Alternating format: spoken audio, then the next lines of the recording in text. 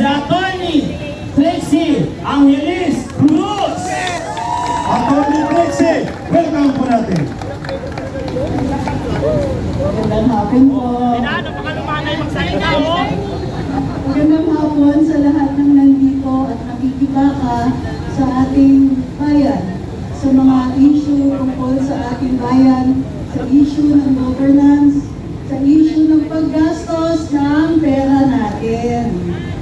Pero bago ang lahat, batiin naman po natin ang magigiting na alagad ng batas na nandito din para siguraduhin ang peace and order. Magandang hapon po sa inyo, sa mga pulis natin na PNP na nandito ngayong araw.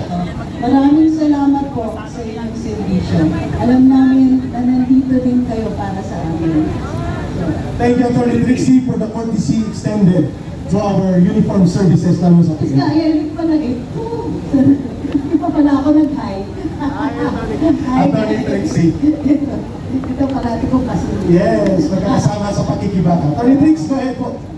Kahapon, ewan ko kung naalala nyo, kahapon, ito kanina pala, sinabi ni Senator Alan Peter Cayetano, sa mga panahon ngayon, hindi lang pala pera ang ninanakaw, pati pwesto. Yes! Parang ganun yung mga nakikita natin pangyayari ngayon. Sa mga panahon ngayon, pati dangal ng ordinaryong mamamayan na nanakaw na din sa atin. Kasi tignan ninyo, mayroon tayong gobyerno, binabayaran natin ng buwis, pero inasikaso ba nila ang taas ng presyo ng pagkain? Hindi! Inaasikaso ba nila ang taas ng presyo ng transportation? Hindi! Inaasikaso ba? Ito masakit ito. Presyo ng kuryente! Hindi! Tuition! Hindi! Kahit nasa public school, ang hirap pa rin magpaaral ngayon. Correct. Lahat ng bilihin mahal. Tapos, makikita natin na mga sarili natin mga opisyalis tumatanggap ng baleta. Wow! Hindi lang sapat yun para sa kanila, no? Nakita na natin, narinig na natin ang kwento, ayaw pa nilang paimbestigahan. Correct. Correct. Kaya tayo nandito. At nagpapasalamat tayo sa mga senador na tumitindig para sa atin. Salamat kay Senator Alan Peter Cayetano. Palakpak! Salamat kay Senadora Pia Cayetano. Palakpak! Salamat kay Senator Amy Marco. Palakpak! Salamat kay Senator Marcoleta. Salamat din, lalong-lalo na napakagiting ng pagtulak niya kay Secretary John Vitloria.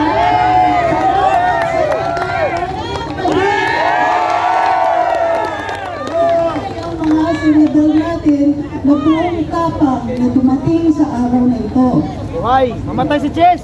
Pero, ay, meron din mga nandito, no, napakahalaga. Tayo. Correct. Palakpakan po natin ang pagkakasalan ito. Maraming salamat. Nandito kayo. Kasi sa totoo lang, kung hindi kayo naririnig, kung hindi kayo nakikita, walang maniniwala na galit tayo.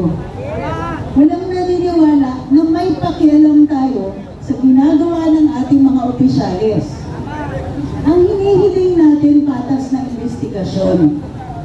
Hindi natin sinasabi na automatic kung ba't may maleta, kriminal na. Although ganun nga yung itsura. Pero, dapat investigahan.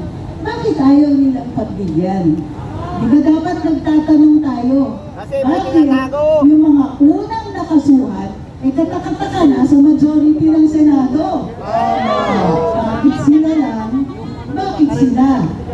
At bakit kailangan takutin ang ilang mga senador? Nakakasuhan sila. Pero hindi lang po senador ang kinakasuhan. Pati kami. Classmate. Classmate! Anim na kaso. Dalawa rin yata apat.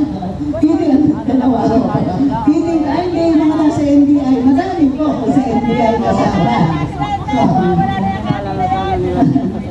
Yan talaga yung, yan talaga yung bakas ng dangal eh. At ang masama niyan, pati yung karapatan natin magsalita at magpahayag, yung kaisa-isang pinakamahalagang karapatan ng ordinaryong mamamayan para ipaabot sa mga mandarambong sa gobyerno na alam natin yung ginagawa nila at hindi natin ito papalipas, yun pa ang kinukuha sa atin. So, diba sa social media, ilang beses ka na natanggalan ng account ka, Eric? Dalawa na. Pangatlo na yun. Ilang beses nahack ako. Isang beses. Tapos, araw-araw yata meron kami bagong kasalanan sa Facebook. Ay, hindi ako nagpupunta. Hindi ako nag-aakusa ng walang ebidensya. Pero kahit paano, galit pa rin. At ito yung katakataka. Wala naman tayong hinihingi na illegal. Yes. Wala na. Ang hinihingi natin, investigasyon. Maayos na serbisyo. Maayos na paggastos ng buwis ng bayan. Pero bakit parang tayo pa yung tinatrato na rebelde? Eto pa, yung tunay na mga lumalaban sa gobyerno, gamit pa pera ng gobyerno, aba sila nakaupo. Wow. Kakampi pa ng mga nakaupo. So, paano magiging patas? Tayo, ang hinihingi natin, maayos na paggastos ng buwis na pinabayad natin, buwis na pinaghirapan natin, buwis na maayos natin kinita. So, buti sana kung napakaliit ng binabayad natin, okay lang. Pero, nakikita nyo kung gano'ng karaming buwis ang binayad natin, may isa daw na dineliver yung mga Marines na 44 na maleta. Wow. Isang delivery yan, 44. isang tao. Ano yung 44 maleta? Ang isang malaking maleta, 60 million ang laman. Diyos Dio. Mama Mia. So bakit pinapagkait sa atin ang investigasyon? Bakit ipinagkakait sa atin na makaupo yung mga senador na hinalal naman natin at maayos na silang nakakonstitute ng mayorya ng Senado? Yes. Ano ang tinatago nila sa atin? Sa totoo lang, akala natin yung kawayan dyan sa Senado, dahil sa impeachment ni VP Inday. Wala. Hindi lang pala yun. Kasi mahalaga pa rin yan eh. Alam natin, ngayon, kulang ang mga senador para i-convict si VP Inday. Correct. Ba't pinaglalabanan pa rin yung liderato sa Senado?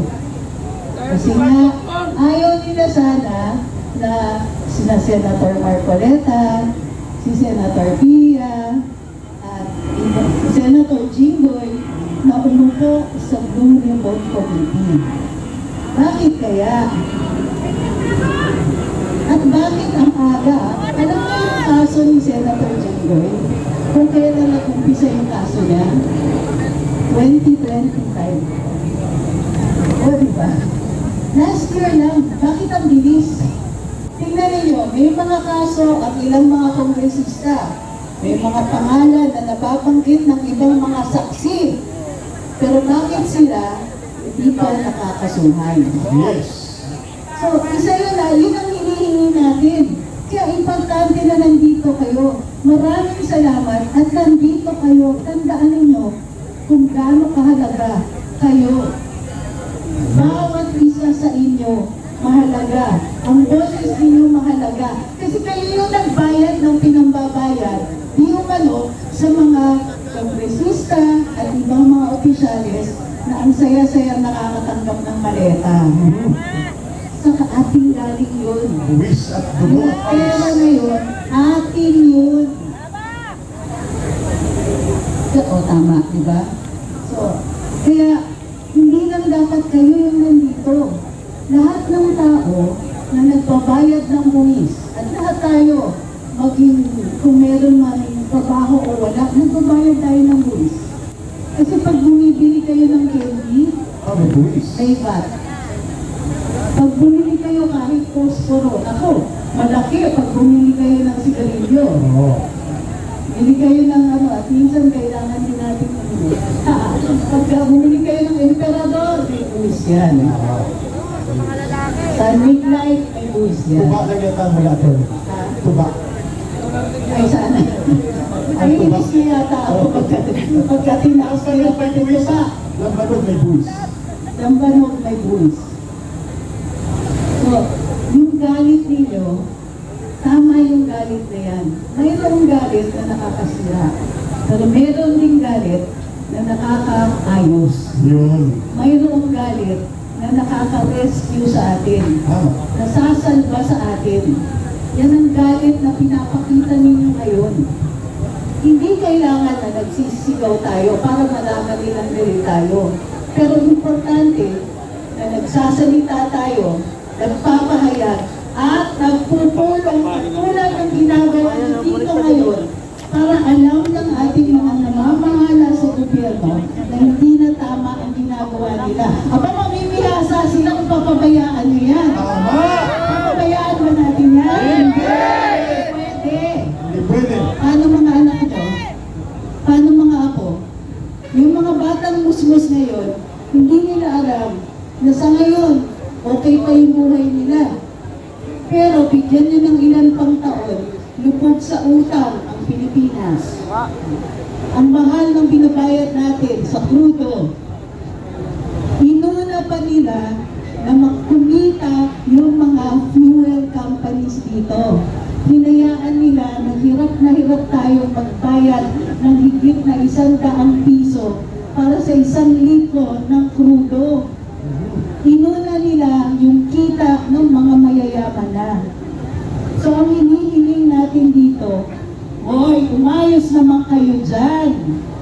Tandaan din ninyo, sa unang 2 taon ni BBM, biyahe siya ng biyahe. Alala niyo yan? Opo. Huwag niyo kakalimutan yan. Kasi nangako siya. Nangako siya na kaya siya bumabiyahe dahil kumukuha siya ng mag-i-invest dito sa Pilipinas. Ayun. Sa unang 2 taon, 0 siya doon. 0. Sa itong 2 taon, ayon sa kanila, may 12 daw na investors na nakapasok. Pero pag tinanong nyo sila, Ano? sino yung mga yun? Wala na talaga. Ay, confidential. Ah. So, ang dami nilang tinatago sa atin. Correct. Maleta, tinatago. Investors daw, tinatago. Yung tunay na binabayad natin para sa kuryente at tubig, yung iba dyan, tago. Mahal ang kuryente at tubig natin dahil ang daming nakapatong. Tayo nagbabayad ng buwis ng mga power companies at Exactly. tandaan nyo yan. Exactly. Yung buwis na dapat pinabayad ng mga taong gumagawa ng kuryente natin, tayo ang nagbabayad. So, ang saya naman nila. So, may bayad tayo sarili nating buwis, bayad pa natin, buwis ng mga kumpanyang ang laki-laki ng kita dito sa Pilipinas. Tama. At yung buwis na yan, napupunta lang sa maleta. Maraming salamat para sa iyong pagmamahal sa bayan. Maraming salamat.